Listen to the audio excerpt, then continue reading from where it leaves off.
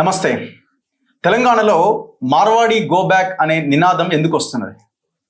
రీసెంట్గా ఒక 20 రోజుల కింద ఓ దళితుడి మీద కొంతమంది మార్వాడీలు కలిసి గుండాలాగా రౌడీలాగా బిహేవ్ చేసి ఓ దళితుడిని కొట్టిరు. కొట్టడమే కాదు, కులం పేరుతో దూషించారు. వాళ్ళ మీద కేసులు నమోదైనవి. మరి ప్రభుత్వం ఇందులో ఏం ఇనిషియేట్ తీసుకుందో, ఏం యాక్షన్ తీసుకుందో పక్కన పెడితే, ఎవరైతే ఈ దాడి తర్వాత మార్వాడి గో బ్యాక్ అని మా బిజినెస్లు మీరు గుంజుకుంటున్నారు, మాకు వ్యాపారాలు లేకుండా చేస్తున్నారు, మా వర్గాలు అభివృద్ధి చెందకుండా చేస్తున్నారు, గ్రామాల్లోకి కూడా మీరు విస్తరించారు అని ఎవరైతే మాట్లాడుతున్నారో, ఎవరైతే ఆ నినాదాన్ని బేస్ చేసుకొని పాటలు రాస్తున్నారో వాళ్ళ మీద కక్ష కట్టింది.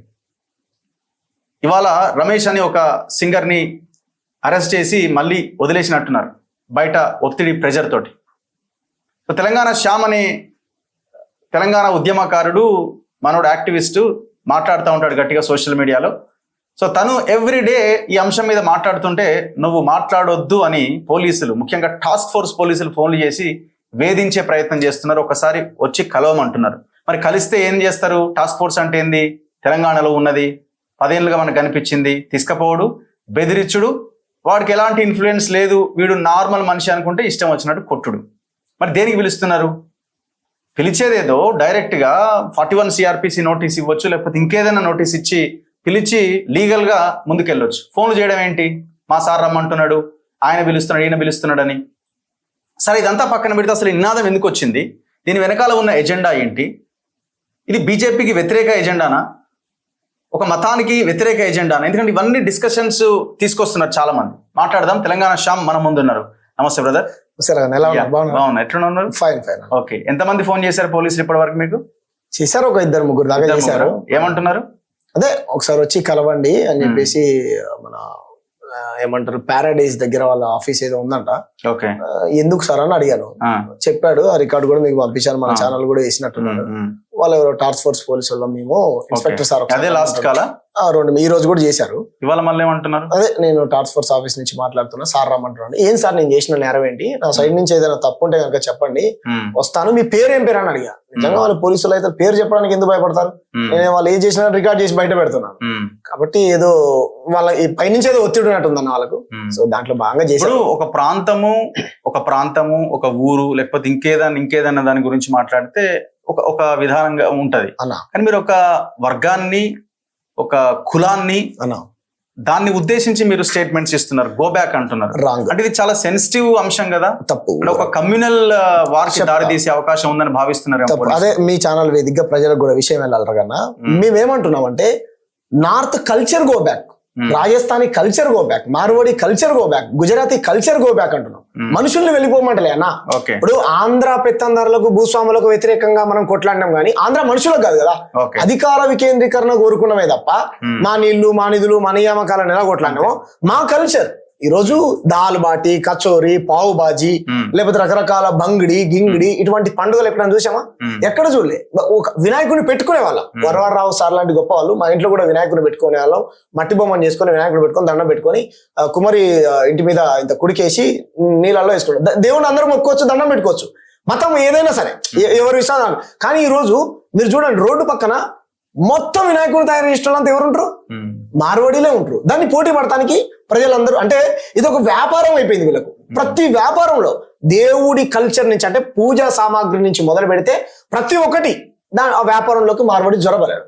మేమేమంటున్నాం అంటే, ఒక ప్రాంతీయవాదులుగా కంసాలీలు ఉన్నారు, పంచవృత్తులు ఉన్నారు, వడ్ల బ్రహ్మ వీళ్ళు ఉంటారు కదా, వాళ్ళు పనిచేసే వాళ్ళు ఈరోజు రోడ్ల మీదకి వచ్చి మా వృత్తులు మొత్తం ధ్వంసం చేశారని చెప్పి విశ్వకర్మలు మన ఛానల్లో వీడియోలు కూడా వచ్చాయి. ప్రతి ఒక్కరు కోమటల వృత్తి ధ్వంసం అయిపోయింది, కుమ్మరల వృత్తి ధ్వంసం అయిపోయింది. చెప్పులు మాది కూడా నువ్వు అని మాది కూడా నవ్వమనిస్తారు. ఈ చెప్పుల కంపెనీలు మాత్రం మార్వాడోడు పెట్టుకుంటాడు. మరి మా ప్రాంతం వాళ్ళు మేము పెట్టుకునేటువంటి అవకాశం లేదా? బాల్ ఠాక్రే లాంటి ప్రాంతీయవాదులు కరుడుగట్టు, మీరు ఇంతకుముందు స్టార్టింగ్ లోనే హిందువులకు ఎవరికి వ్యతిరేకం కాదన్న, మేము ఏ మతానికి కూడా వ్యతిరేకం కాదు. బాల్ ఠాక్రే లాంటి వాడు కాషాయం బట్టలు వేసుకుని కడదాకా బతికి చచ్చిపోయినాడు. ఏ వాదం కోసం బతికాడు? ప్రాంతీయవాదం కోసమే బతికాడు కదా. మరి ఆయన తప్పైతే మాది కూడా తప్పే. బెంగాలీ వాడికి బెంగాలీ వాదం ఉండొచ్చు, తమిళ్ వాళ్ళకు తమిళ వాదం ఉండొచ్చు, మరాఠీ వాళ్ళకు మరాఠీ వాదం ఉండొచ్చు, తెలంగాణ ప్రజలకు తెలంగాణ వాదం ఉండకూడదా? ఉండాలా లేదా? మన అస్తిత్వాన్ని మనం కోల్పోవాలా? మన వీళ్ళు మార్వాడి రైట్ మనుషులు వెళ్ళిపోమంటలే, మా కల్చర్ ని గౌరవించండి, మాతో పాటు మీలాగా మనుషులాగా మాలాగా సారీ ఏమంటారు తెలంగాణ ప్రజలాగా కలిసిపోయి బతకండి, బోనాలు ఎత్తుకుంటే. ఇప్పుడు వాళ్ళు అంతా ఇన్ఫ్లుయెన్స్ చేస్తారా మన కల్చర్ ని? 100%. ఇప్పుడు బోనాల పండుగ చేసుకుందామని జగదీష్ మార్కెట్ పోతే బోనాల ఏమంటారు ఒక్క మనోడు కూడా ఆఖరికి మన కల్చర్ ని కూడా మన వాళ్ళు కూడా వాళ్ళ కల్చర్ ని ఆచరించేటువంటి దుర్మార్గమైన సంస్కృతి మొదలైంది. మన బోనాలు ఎత్తుకున్నారు ఎప్పుడన్నా వీళ్ళు? మన బతుకమ్మ అడవికి పోయి బతుకమ్మ పువ్వు కోసుకొని వచ్చి బతుకమ్మ అని తంగేడు పువ్వు అని పాట పాడిన వాళ్ళ కాదు కదా. మేమేమంటున్నాం, మీరు ఎవరైనా సరే మీరు అన్నట్టు ఎవరు ఎక్కడైనా బతుకోవచ్చు, మేము కాదని అంటలే. కానీ మా వృత్తులు మా కులాలు ఏవైతున్నాయో చేసుకునేటువంటి వృత్తులని ధ్వంసం అవుతున్నాయి, బాధపడతా ఉన్నారు. కాబట్టి అంచేత మేమేమంటున్నాం, ప్రభుత్వం ముందు ఎప్పటి నుంచో డిమాండ్ పెట్టాం. 80% 90% ప్రాంతీయ ఇక్కడ ఉన్నటువంటి ప్రాంత వ్యక్తులకి మీరు ఉద్యోగాలు కల్పించిన తర్వాత మీ ప్రాంతం వాళ్ళకి ఇవ్వండి. మీరు చూడండి, దాదూస్ అనేటువంటి మిఠాయి షాప్ ఉన్నది హైదరాబాద్ లోనే, పెద్ద మిఠాయి షాప్, కోటీశ్వరుడు ఆయన. మేము ఆ షాప్ లో పనిచేసే వాళ్ళు ఒక్కడు కూడా తెలుగుడు ఉన్నాడు. మరి ఏంది, మా నీళ్లు మాయి, నిధులు మాయి, అన్ని మాయి, బ్యాంకులలో నుంచి మీకు డబ్బులు ఇవ్వాలి, మీరు వ్యాపారాలు పెట్టుకుంటారు, మా ప్రాంతం వాళ్ళకి మాత్రం ఉద్యోగాలు ఇవ్వరు. కాబట్టి ఇది మా వాదన, అంతే తప్ప మారువడలో వెళ్ళిపోమంటలేము కన్నా. ప్రజాస్వామ్యం ఎవరు ఎక్కడైనా బతుకొచ్చే, ఇక్కడ వెళ్ళిపోయి గుజరాత్ లో బతకట్లేరా? బతుకుతున్నారు కదా. కాబట్టి ఇది ఇప్పుడు వాళ్ళు కూడా విస్తరించారు, బాగా ఎక్స్పాండ్ అయ్యారు, గ్రామాల్లో కూడా వచ్చేసి ఏ మండలంలో చూసుకున్నా ఒక 4 నుంచి 10 షాపుల వరకు ఉన్నాయి. అవును, ఏటూరు నాగారం అటు సైడ్ పోయినా కూడా వాళ్ళ షాపులు వచ్చేసి. ఇది ముఖ్యంగా తెలంగాణ వచ్చిన తర్వాత ఇంకెక్కువ పెరిగింది. ఎందుకో మరి కారణం? ఒక్క తాడి చెట్టు ఎక్కడం తప్ప మిగతా వృత్తులు అన్ని చేసేసాడు. ఒక తాడి చెట్టు మాత్రమే ఎక్కలేదు. తాడి చెట్టు ఎక్కడం, దాని తర్వాత మటన్ దుకాణాలు, చికెన్ దుకాణాలు తప్ప మిగతా అన్నిట్లో మార్వడి జ్వరబడిపోయాడు. కాబట్టి మా కులాలన్నీ బాధపడుతున్నాయి. అది కూడా అదొకటే పెండింగ్ ఉన్నదేమో నాకు తెలిసి, ఏది మన గౌండ్ల వృత్తి ఒకటే ఉన్నదేమో. కాబట్టి మేమేమంటున్నాం అంటే, అన్న మీరు బతకండి, మేము వద్దని అంటలే. మీ వల్ల మాకున్నటువంటి ప్రమాదం ఇప్పుడు ఒక 20 ఏళ్ళ 30 ఏళ్ళ తర్వాత ఒక్క మార్వాడి దుకాణం వస్తే గ్రామంలోకి, నేను నా సొంతగా నేను చెప్పేది కాదు అన్న, మా ఊర్లోకి ఒక మార్వాడి వచ్చాడన్న, ఒక కిరాణా షాప్ పెట్టుకున్నాడు. ఆయన తర్వాత వచ్చి ఇంకొక ఆయన బంగారం షాప్ పెట్టుకున్నాడు. ఆయన తర్వాత పక్కన వచ్చి బోళ్ళు బొచ్చెలు గిన్నెలు అమ్ముతారు కదా, ఆయన పెట్టుకున్నాడంట. ఆయన తర్వాత వచ్చి పెయింట్ షాప్ పెట్టుకున్నాడంట. ఆయన తర్వాత ఇంకొక ఆయన ట్యూబ్లైట్ షాప్, ఇంకొక ఆయన ప్లంబింగ్ షాప్. ఇట్లా షాపులన్నీ పెట్టుకుంటూ ఆర్థికంగా వాళ్ళకి సపోర్ట్ చేయడం ఇచ్చాడు. నిజంగా నువ్వు ఈ నేల మీద బతికినప్పుడు, ఇక్కడ ప్రజలు నీ దగ్గరికి వచ్చి కొని దాని ద్వారా నువ్వు సంపాదించుకున్నప్పుడు ఆ ఊర్లో ఉన్నాను కదా నువ్వు చేయాలి. అక్కడోని తీసుకొని వచ్చి పెట్టుకోవడం వల్ల మా వాళ్ళు ఇదవుతున్నారు కదా. సో ఇది మా బాధ. ప్రజల్లో ఈ వాదం ఉందా? 100%. ఎందుకంటే మేము వీడియోలు పెట్టినా కూడా బాగా వైరల్ అవుతున్నాయి. మరి మీరే పబ్లిక్ కనెక్ట్ అవుతున్నారు వీడియోస్ కి. 100 అందరిలో ఉన్నదన్నా. నా కులానికో నీ కులానికో కాదు కదా, ఈ ప్రాంతంలో ఉన్నటువంటి ప్రజలందరిలో ఉంది. ఆఖరికి బీజేపీలో ఉన్నటువంటి కొంత వైశ్య సంఘాలు కూడా నాకు ఫోన్ చేసి, ఈ రోజు రామ్ కోటి, కింగ్ కోటి, జగదీష్ మార్కెట్, లేకపోతే ప్యారడైస్, ప్యాట్ని, మీరు బొగ్గులు కూడా పోండి, సీట్లు మన ఏమంటారు బండ్లు 2 వీలర్ 4 వీలర్స్ రామ్కోటి కింగ్ కోటి లేకపోతే కుడతా ఉంటారు మీరు, మొత్తం వాళ్ళే, మొత్తం దుకాణాలని వాళ్ళే. మేము కాదని అంటలే. కానీ ఇక్కడ చేసుకునేటువంటి ఒకప్పుడు ఎవరు చేసేవారు, ఈ సీట్లు కుట్టేవాళ్ళు మాదిగలు కుట్టేవారు. మరి వాళ్ళు ఇదైపోయింది కదా. వీళ్ళు పోనీ ఇక్కడ ఉన్నటువంటి ఏదైనా సామాజిక ఇష్యూ జరిగినప్పుడు, ఏదైనా సామాజిక ఉద్యమాలలో రెస్పాండ్ లేదు. మరి మీరు ప్రజాస్వామ్యంలో భాగం, మేము ఎవరు ఎక్కడైనా బతకొచ్చు కదా అనేటువంటి వాదించే వాళ్ళు. మీరు ఎప్పుడైనా మొన్నటి వరకు వీళ్ళంతా కూడా ఎవరి బిజినెస్ వాళ్ళు చూసుకునే వాళ్ళు పొద్దున పోతే రాత్రి దాకా దుకాణాలనే ఉండి వాళ్ళు మొత్తం బిజినెస్ మనీ మేకింగ్ టైప్ లో ఉండేది వాళ్ళదంతా వ్యవహారం అంతా. ఇప్పుడు మొన్న దాడులు చేసేంత దాకా ఎందుకు వచ్చింది సిచ్యువేషన్ అంటే, వీళ్ళకి ఏంటంటే ఇప్పుడు ఎస్కే జ్యువెలరీస్ అని ఏదైతే ఆ మొండా మార్కెట్ లో ఉన్నదో చాలా బంగారం షాపులు ఉంటాయంట. అక్కడే స్థానికంగా ఉండేటువంటి సాయి కిరణ్ అనేటువంటి దళితుడు వెళ్ళేటువంటి క్రమంలో ఆ చిన్న, మీరు మొండ మార్కెట్ గల్లీలో చాలా చిన్నగా ఉంటుంది, గల్లీలో కారు అట్లాంటి అంటే వాళ్ళ ఆలోచన విధానం మారుతున్నది అంటున్నా. ఏమని, ఏ రకంగా దాడులు చేసేంత అంటే మనం ఇక్కడికి పని చేసుకోవడానికి వచ్చినాం, పని చేసుకుంటున్నాం, వ్యాపారం చేసుకుంటున్నాం, సంపాదిస్తున్నాం, వాళ్ళతో మనకెందుకు అనే లైన్ లో లేరు కదా. అదే అంటే ఇది మనది అనే దీంట్లోకి వచ్చేసినారు వాళ్ళు. ఏది ప్రాంతం మనది అనే దాంట్లో. మరి ప్రాంతం మనదైనప్పుడు మన ప్రాంతం వాడిని కులం పేరుతో దూషించి కొట్టొచ్చా? అదే అంటున్నా, తప్పు కదా. ఇప్పుడు నేను చెప్పడం కాదు కదా, ఎవరైతే బాధితుడు ఉన్నాడో బాధితుడే వచ్చి బయటకు వచ్చి చెప్పాడు కదా, నన్ను కులం పేరుతో దూషించారు, కొట్టారు, ఆపడానికి వచ్చినటువంటి ఇంకో యాదవ్ని కొట్టారు, అడగడానికి వచ్చినటువంటి ఇంకో ముదిరాజుని కొట్టారు, ఒక ఆర్యకట్కని కొట్టారు అని మా మార్కెట్ పిఎస్ లో అట్రాసిటీ కేసు కూడా నమోదైంది కదా. వాళ్ళని అరెస్ట్ చేయలేదు ఇంతవరకు. సరే, అది వేరే ఇంతవరకు అరెస్ట్ చేయలేదు. ఆయన ఏం చెప్పాడంటే, ఇన్స్పెక్టర్ గారు, కోర్టు చిన్న వాటికి పెద్ద వాటికి అరెస్ట్ చేస్తే మమ్మల్ని ముట్టికాయలు వేస్తా ఉన్నది. సో అంచేత మేము, పెద్ద క్రైమ్ కాదు కదా, 2 వర్గాలు కొట్టుకున్నాయి, అంచేత 41 ఇచ్చి పంపించామని అన్నారు. సరే ఏదేమైనప్పటికీ కూడా వీళ్ళ అహంకారం చూడండి. ఇక్కడ బతుక్కుంటూ ఇక్కడ ఉన్నటువంటి ప్రజల మీద దాడి చేయడం ఎంతవరకు కరెక్ట్? అంటే మీలాంటి వాళ్ళ వీడియోలు చూసినప్పుడు మీరంతా కూడా బీజేపీకి వ్యతిరేకం. వీళ్ళంతా బీజేపీకి వ్యతిరేకం కాబట్టి మార్వాడికి గుజరాతీ మార్వాడి అనే ఒక ట్యాగ్ లైన్ పెట్టి బీజేపీని కార్నర్ చేస్తున్న వీడియోలు ఇవన్నీ బీజేపీ తెలంగాణలో ఎంటర్ కాకుండానే ఒక చర్చ కూడా తీసుకొస్తున్నారు. బీజేపీ మనలాంటి వాళ్ళు ఏ పని చేసినా, మాలాంటి వాళ్ళు ముఖ్యంగా మీరు కాదు, మాలాంటి వాళ్ళు ఏ పని చేసినా సరే హిందూ వ్యతిరేకనో, లేకపోతే కాంగి అనో, కమ్యూనిస్ట్ అనో, లేదా అర్బన్ నక్సలైట్ అనో, డూప్లికేట్ అంబేద్కరిస్ట్ అనో ఇటువంటి ముద్రలు వేస్తుంది. అయ్యేం మాకేం కొత్త కాదు. నిజంగా వీళ్ళైతే బీజేపీ వాదులు, జాతీయవాదులు అయితే గనక ఇక్కడ ఉన్నటువంటి కులాల వృత్తులు ధ్వంసం అవుతుంటే వాటి గురించి మీరు ఎందుకు మాట్లాడు? ఇప్పుడు ఆయన పంచవృత్తులు నా కులమా? కాదు కదా. నా కౌంటర్లు నా కులమా? కాదు కదా. ఇంకా మిగతా సబ్బండ కులాలు చాలా కులాలు ఉన్నాయి కదా, వాళ్ళందరూ నా కులమా? మరి వాళ్ళ రోజుల్ని మీరెందుకు వినరు? ఓకే, నా పాయింట్. నిజం వాళ్ళైతే హిందువులే కదా. ఇప్పుడు నేను చెప్పినటువంటి కులాలు ఏవైతే ఉన్నాయో, సరే మేమంటే కమ్యూనిస్టులో, కాంగిలో ఇంతకుముందు చెప్పినట్టు అనుకో, మరి వాళ్ళు ఎట్లా వాళ్ళ ఉపాధి మొత్తం ధ్వంసమైందని రోడ్లెక్కి రోధిస్తా ఉన్నారు కదా. మరి వాళ్ళకి ఎవరు ఈ జాతీయవాదులు సమాధానం చెప్తారా?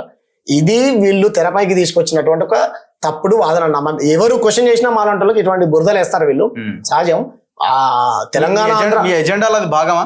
ఏది బీజేపీ ఎంటర్ కాకుండా మా పార్టీలో ఈ కల్చర్ ని మనం గనక ఇది చేస్తే సో వాళ్ళకి దెబ్బ గట్టిగా పడుతుంది అన్న ఆలోచన ఏమన్నా మీకు? ఒకటి నేను ఇదే పాయింట్ చెప్తాను. ఇప్పుడు తమిళనాడులో ఉన్నారు, తమిళనాడులో ఉన్న వాళ్ళు హిందువులు కదా. బీజేపీలో ఉంటేనే హిందువా? నేను అడుగుతా ఉన్నా. నిజంగా బీజేపీలో ఉంటేనే హిందువా? మిగతా పార్టీలో ఉన్న వాళ్ళు హిందువులు కదా. ఎందుకు కాదు? మరి అలాంటప్పుడు మమ్మల్ని ఎలా అపోజ్ చేస్తారు? మా పార్టీలో ఉన్న వాళ్ళు కూడా హిందువులే కదా. కోమటోళ్ళు హిందువులా కదా? మళ్ళీ వాళ్ళ వృత్తులు ధ్వంసం చేస్తున్నారా లేదా? మీరు వాళ్ళ వ్యాపారాలను ధ్వంసం చేస్తున్నారా లేదా? నేను ఇంతకుముందు చెప్పినటువంటి వాళ్ళు కాదన్న. ఇది బీజేపీ హిందుత్వం ముసుగులో, బీజేపీ జాతీయవాద ముసుగులో మన సంపదని, లేకపోతే ఇక్కడ ఉన్నటువంటి కులాలని ధ్వంసం చేసి తీసుకెళ్లడం కోసమే ఈ వాదన తీసుకొచ్చింది తప్ప ఇది నిజంగా వాళ్ళంతా జాతీయవాదులు, పరివర్తనవాదులు అనుకుంటే గనక 24 మంది దేశాన్ని దోచుకున్నటువంటి దొంగలు ఎవరైతే ఉన్నారో, బ్యాంకులను లూటీ చేసి వెళ్ళినటువంటి వ్యక్తులు, ఒక్క విజయ్ మాల్యా అనేటువంటి, మాల్యా అంటే ఆయన కూడా నాకు తెలిసి సెటిలరే, బెంగళూరులో సెటిల్ అయినటువంటి వ్యక్తి.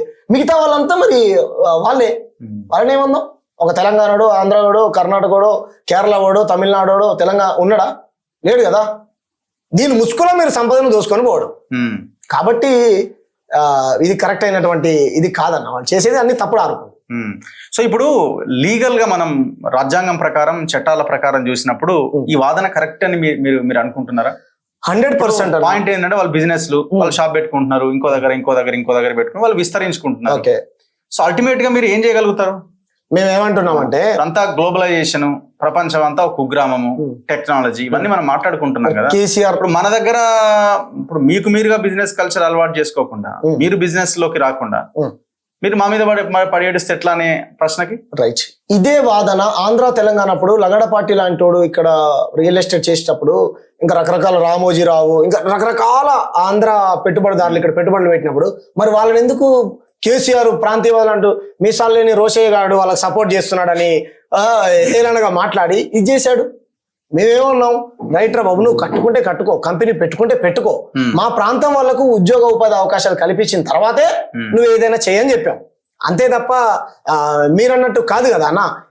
వాళ్ళు కూడా బతకని, మేము మార్వాడి వ్యక్తుల్ని పొమ్మంటలేదు రగన్న, మేము గుజరాతీ వ్యక్తుల్ని పొమ్మంటలేదు, రాజస్థాన్ వ్యక్తుల్ని పొమ్మంటలేదు. మీరు ఏదైనా పెట్టుకోండి, మీ ఎక్కడైనా బతకండి, మేము వద్దంటలే. కానీ ఆ ప్రాంతాన్ని గౌరవించండి, ఆ ప్రాంత ప్రజలకు ఉద్యోగ ఉపాధి అవకాశాలు కల్పించండి.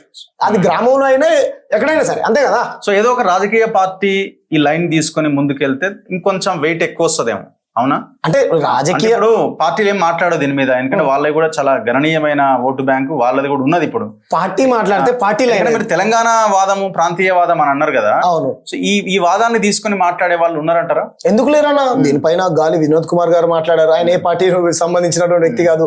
మన మీకే పార్టీలు అయితే ఈ లైన్ తీసుకో కదా అంటున్నా. పార్టీ లైన్ తీసుకుంటే దీన్ని ఖరాబ్ చేస్తాయి. కేసీఆర్ ని నమ్మేటువంటి పరిస్థితుల్లో ఎవరు లేరు.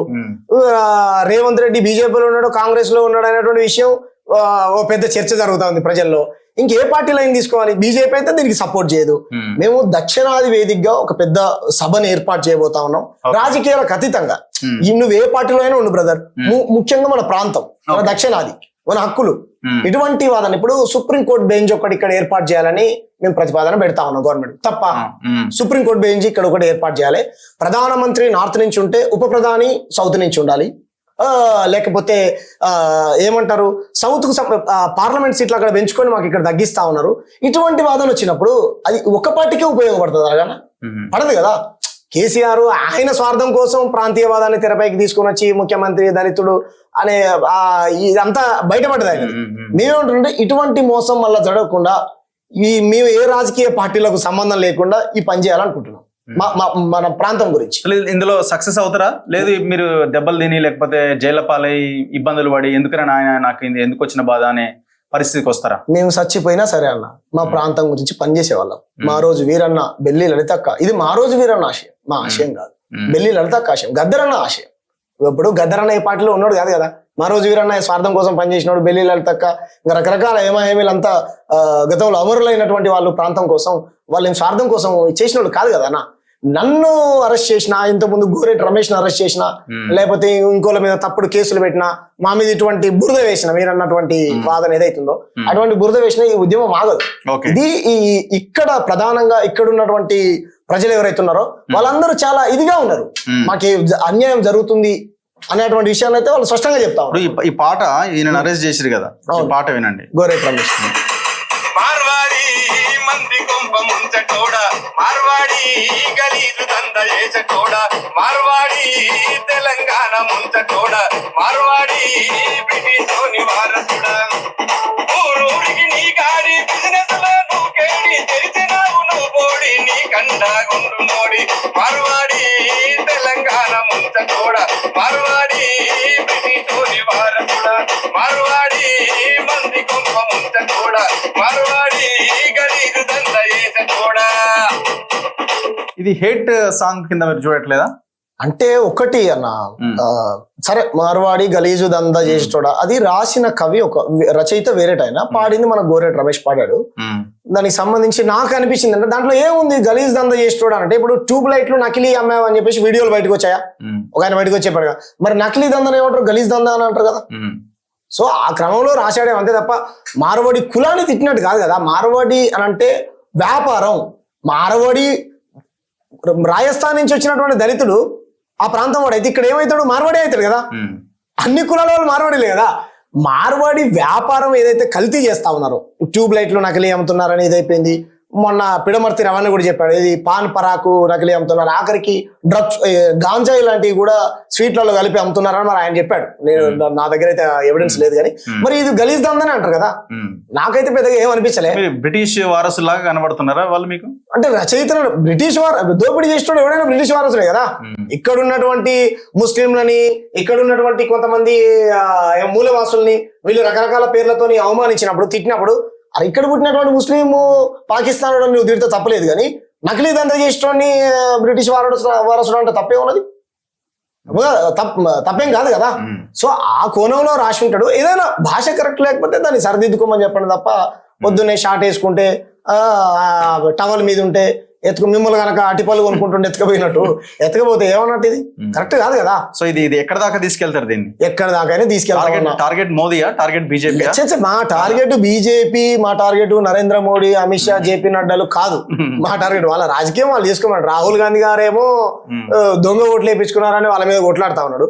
మేము మా ప్రాంతాన్ని దొంగలించుకోబోతున్నారు ఆయన అని మేము రాజకీయాలకు అతీతంగా మా ప్రాంతం కోసం కొట్లాడుతున్నాం అంతే తప్ప అసలు మాకు టార్గెట్ నరేంద్ర మోడీనే కాదు. నెక్స్ట్ టైం ఆయన అధికారం ఉండడు, దిగిపోతున్నాడు, అది వేరే విషయం. అంటే ఇప్పుడు నేను చెప్పడం కాదు ఆయన చెప్పాడు కదా, ఒక ఓటర్ 4 చోట్ల ఓట్లు వేసాడు. ఇవి ఎంత ప్రజాస్వామ్యం ఇది? కరెక్ట్ కాదు కదా. కాబట్టి మేమంటున్నాం మా టార్గెట్ బీజేపీ కాదన్న, మా టార్గెట్ మా ప్రాంతం. Go back north culture, go back Gujarati culture, go back Rajasthani culture.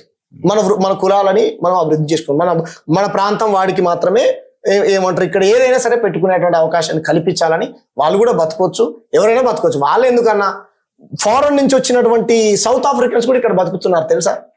నేను మైదీపట్నంలో చూపిస్తా, ఇక్కడ ఇల్లు కూడా కొనుక్కున్నారు. అంత మాత్రాన మన కల్చర్ ఏం పాడు చేయట్లేదు కదా. కాబట్టి మేమంటున్నాం అంటే మేము ఏ పార్టీకి కూడా వ్యతిరేకం కాదు, సౌత్ హక్కుల కోసం కొట్లాడేవాళ్ళం. Anyway thank you very much and all the best. Thank you very much. ఇది తెలంగాణ శ్యామ్తో స్పెషల్ ఇంటర్వ్యూ. చూస్తూనే ఉండండి మన తొలివేలు.